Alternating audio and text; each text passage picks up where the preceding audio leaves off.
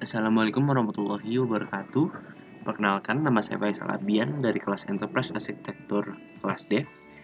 Hari ini saya akan menjelaskan tentang mind map yang saya buat dengan topik dasar dari Enterprise Arsitektur. Sebelumnya, mohon maaf jika ada suara kendaraan lewat karena posisi rumah saya di seberang jalan raya, jadi agak berisik. Oke, langsung kita mulai. Ya, Enterprise Arsitektur. Saya mengambil definisi dari tiga perspektif yang berbeda. Yang pertama dari Wikipedia. Menurut Wikipedia, enterprise arsitektur adalah proses menerjemahkan visi dan strategi suatu bisnis ke perubahan yang lebih efektif dengan cara membuat, mengkomunikasikan, dan meningkatkan kebutuhan kunci, prinsip, dan model yang mendeskripsikan keadaan perusahaan pada masa depan dan memastikan perusahaan untuk berevolusi menjadi lebih baik. Lalu yang kedua, menurut Pusat Riset Sistem Informasi di University of Massachusetts, Amerika. Enterprise arsitektur adalah tentang mengorganisasikan proses bisnis dan infrastruktur. Teknologi informasi yang diintegrasikan dan distandarisasi tergantung kepada visi misi dan model operasional perusahaan. Lalu yang ketiga, menurut ahli bernama Oswald. Deskripsi enterprise arsitektur adalah deskripsi misi para stakeholder, mencakup parameter informasi, fungsionalitas kegunaan, lokasi, organisasi, dan kinerja. Enterprise arsitektur menjelaskan rencana untuk membangun sebuah sistem dalam organisasi. Lanjut. Tujuan dan manfaat.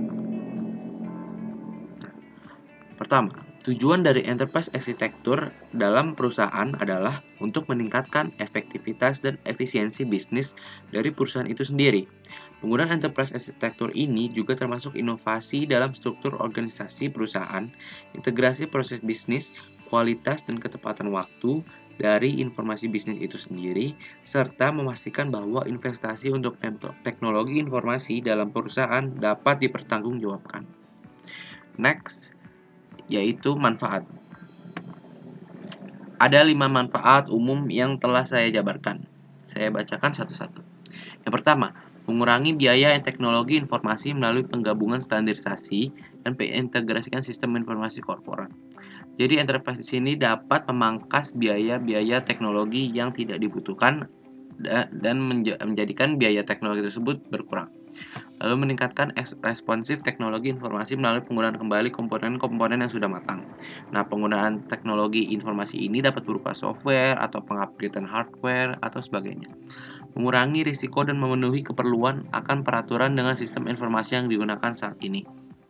Lalu selanjutnya, meningkatkan penyampaian nilai tambah dengan mempertinggi kepuasan manajerial dan membantu pembuatan keputusan.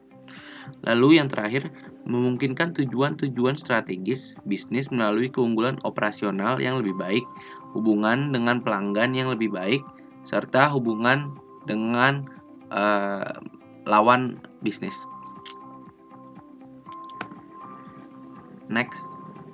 Nah, jenis domain dalam EA.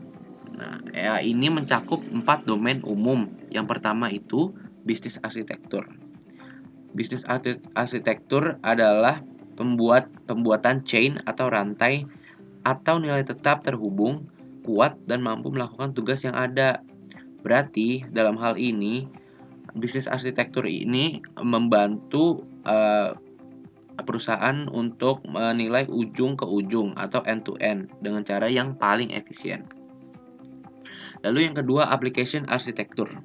Nah, application arsitektur adalah transposisi logika bisnis menjadi aplikasi fungsional menjadi lebih lazim di lingkungan bisnis yang didorong oleh teknologi saat ini. Lalu, membangun aplikasi yang kompleks membutuhkan perencanaan strategis jika tidak lebih dari manajemen proyek. Satu-satunya dilema menarik yang dihadapi banyak bisnis adalah apakah membangun atau membeli solusi. Lalu yang ketiga adalah informasi arsitektur. Arsitektur informasi perusahaan atau yang lebih dikenal dengan Enterprise Architecture Information adalah proses dan protokol untuk mengelola pertukaran informasi di seluruh perusahaan. Jadi tugas dari information architecture ini adalah protokol atau sebuah blueprint untuk pertukaran informasi yang lebih cepat dan lebih efisien. Yang terakhir adalah teknologi arsitektur. Nah, arsitektur ini adalah domain ini menjelaskan software, perangkat lunak dan hardware atau perangkat keras yang diperlukan untuk mengimplementasikan bisnis data dan layanan aplikasi. Teknologi perusahaan terkadang dapat mengaktifkan atau menonaktifkan perusahaan dalam pelaksanaan strategi bisnisnya. Memilih server, perangkat, database, perangkat lunak adalah tugas dari teknologi arsitektur. Jadi, teknologi arsitektur sendiri adalah bagaimana cara sebuah perusahaan untuk memilih software atau hardware terbaik yang digunakan semaksimal mungkin. Lalu selanjutnya adalah metode dalam EA. Nah, metode dalam EA ini ada 4 sebenarnya. Namun yang umum digunakan menurut saya ada 3. Nah, lalu yang pertama adalah TOGAF. TOGAF itu memiliki kepanjangan The Open Group Architectural Framework. Nah, TOGAF memberikan prinsip-prinsip untuk merancang, merencanakan, mengimplementasikan, dan mengatur arsitektur IT perusahaan.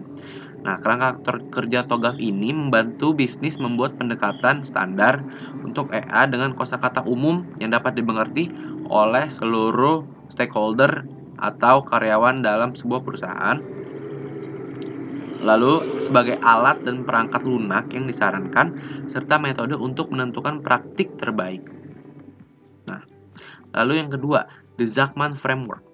Nah, framework Zachman dinamai dari salah satu pendiri asli arsitektur perusahaan, dan itu adalah metodologi EA populer lainnya. Nah, ada 6 titik fokus dalam Zachman Framework, yaitu titik fokus membantu Nah, jadi fungsi dari TOGAF ini adalah untuk membantu menstandarkan dan menentukan komponen dan keseluruhan arsitektur IT. Lalu yang ketiga adalah Federal Enterprise Architecture Framework atau VEAF, dibaca FIF. Nah, FIF dikenalkan pada tahun 1996 sebagai tanggapan atas tindakan Klinger-Cohen yang memperkenalkan mandat untuk efektivitas IT di lembaga federal. Ini dirancang untuk pemerintah Amerika Serikat awalnya, tetapi juga dapat diterapkan ke perusahaan swasta yang ingin menggunakan kerangka kerja tersebut.